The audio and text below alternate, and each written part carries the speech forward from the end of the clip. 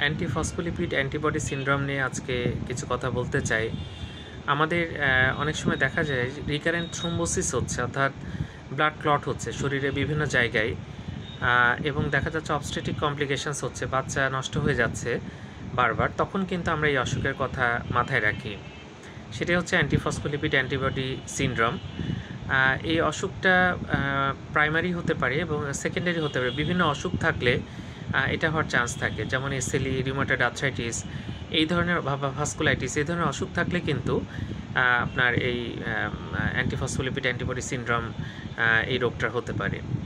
তো যাই হোক, এখানে অটো অ্যান্টিবডি তৈরি হয় অনেক সময় কোয়াগুলেশন ফ্যাক্টর, অনেক সময় কমপ্লিমেন্ট, অনেক সময় প্ল্যাটিলেটের এগেনস্টে, এবং বিভিন্ন রকম জটিলতা, যেটা বললাম যে বিভিন্ন জায়গায় রক্ত জমাট বেঁধে যায় এবং বাচ্চা দেখা যাচ্ছে বারবার নষ্ট হয়ে যায়।